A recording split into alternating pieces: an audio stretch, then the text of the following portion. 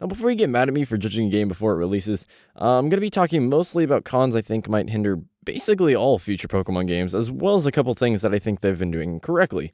So, yeah, the title's a little bit of an exaggeration, but it all ties together. Alright, so, first of all is the most obvious. Pokemon main series games have been very formulaic from a structural standpoint, ever since the original release. Basically, you're a kid that goes around the region capturing animals, making them fight, and becoming a policeman. Every once in a while, you fight some big boys that give you shiny badges after your animals knock out their animals. Collect 8 of these and you get to fight 4 more people with even stronger creatures. This time you win nothing. After them, you fight the champion. He's the biggest boy of all. If defeated, you become the champion, and realize you spent way too long playing with virtual pets. Now, there are exceptions to the formula like Sun and Moon trials, but overall it's the same kind of concept. I personally feel like from a business perspective, this is kind of where you want to be.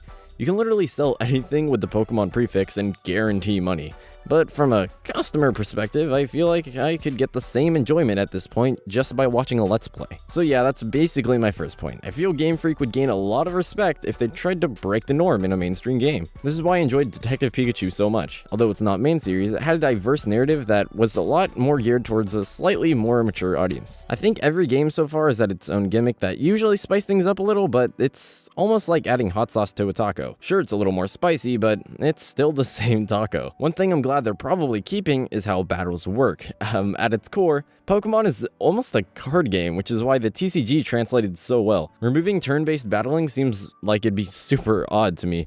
It literally defines a Pokemon game at this point, so I doubt that's going anytime soon. Okay, so this next point is going to sound very controversial, but I don't think they should be creating more Pokemon. As a fan, I love the idea, but realistically, there's only so many designs and names you can come up with.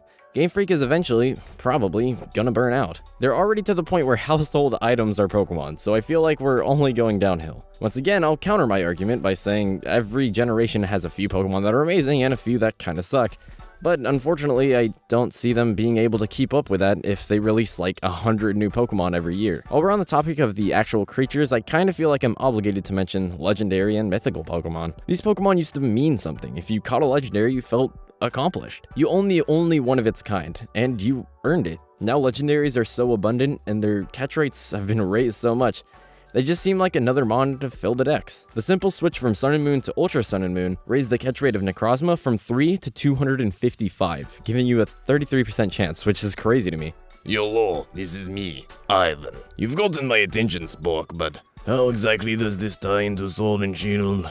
Well, I'll say this. Sword and Shield will probably be following the same routine. It's a little unfortunate, but it has to be expected. I'm without a doubt going to be getting a copy of these games. The graphics look beautiful. I feel like they can do a lot more now that they have the power of a console, and it's basically tradition at this point. So, will future games, including this one, suck? Well, from a creative standpoint, probably. But from a Pokemon standpoint, what can I say? They were born to be the very best. Like no one ever was. See you guys.